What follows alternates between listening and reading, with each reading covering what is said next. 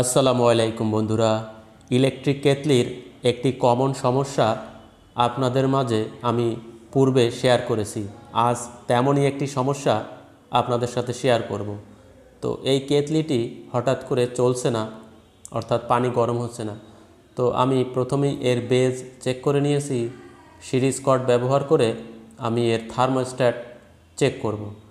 তো মূলত থার্মোস্ট্যাটের সমস্যার জন্যই মূলত কেটলিগুলো মাঝে মধ্যে ডিস্টার্ব করে বা সমস্যা হয়। তো দেখেন থার্মোস্ট্যাটের একটি পয়েন্ট ঠিক আছে এবং অন্য পয়েন্ট জ্বলছে না, অর্থাৎ আমার যে সিরিজ ল্যাম্প জ্বলছে না, অর্থাৎ অন্য পয়েন্টই নষ্ট হয়ে গেছে। তো এই যে থার্মোস্ট্যাটের যে চুড়ি রয়েছে মাঝখানে, যে কানেক্টার যেখানে যুক্ত হয়, এই কানেক্টার থেকে এই থার্মোস্ট্যাটের নিচে যে কানেক্টার পয়েন্ট রয়েছে সেখান থেকে ক্যাবেল মূলত হিটিং এলিমেন্টে চলে যায় এবং সুইচ হয়ে পুনরায় হিটিং এলিমেন্টে ফেরত আসে।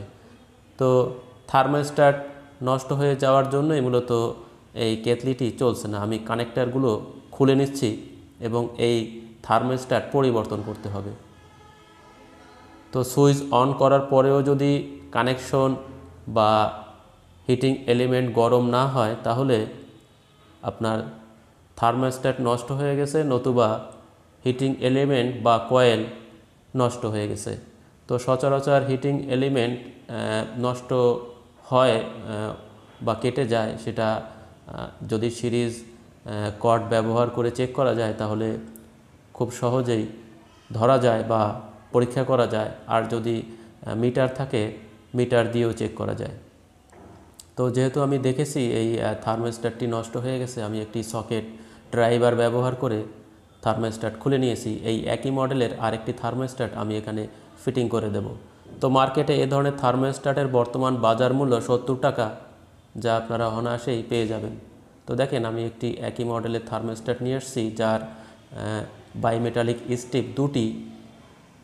তো আমি এইভাবে রেখে তিনটি যে নাট রয়েছে, নাট স্ক্রু আটকিয়ে দেব বা টাইট করে দেব। খুব সহজেই আপনি নিজেই থার্মোস্ট্যাট পরিবর্তন করতে পারবেন এবং যে কানেক্টারগুলো রয়েছে ক্যাবেলের সাথে, ওই কানেক্টারগুলো জুড়ে দিলেই হয়ে যাবে।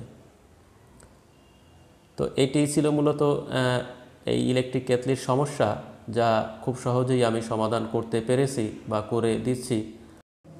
আমার চ্যানেলে ইলেকট্রিক কেটলি রিপেয়ারের বেশ কিছু ভিডিও রয়েছে। সেখানে থার্মোস্ট্যাট পরিবর্তন অথবা সুইচ পরিবর্তন অথবা বেস প্লেট পরিবর্তন বা বেস প্লেট রিপেয়ার, তো বেশ কিছু ভিডিও রয়েছে, চাইলে আপনারা দেখে নিতে পারেন, যার লিঙ্ক আমি ডেসক্রিপশন এবং এন্ড স্ক্রিনে দিয়ে রাখছি।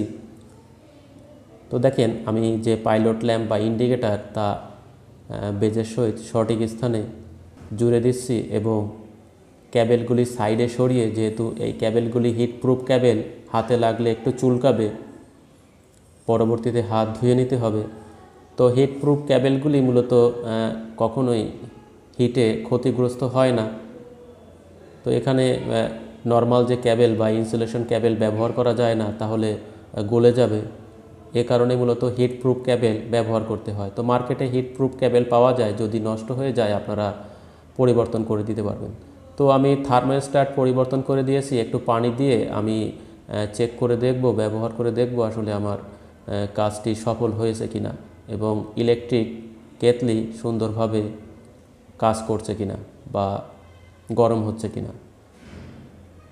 তো ওয়াটার হিটার বা ইলেকট্রিক কেটলি শীতের মৌসুমে খুবই একটি প্রয়োজনীয় বস্তু, যা সকলের ঘরেই ব্যবহার করার জন্য দেখা যায়। তো দেখেন আমার ইলেকট্রিক কেটলি চলছে এবং পানি খুব তাড়াতাড়ি দ্রুত গরম হচ্ছে। আজ এখানেই বিদায় নিচ্ছি। সকলে ভালো থাকবেন। আসসালামু আলাইকুম।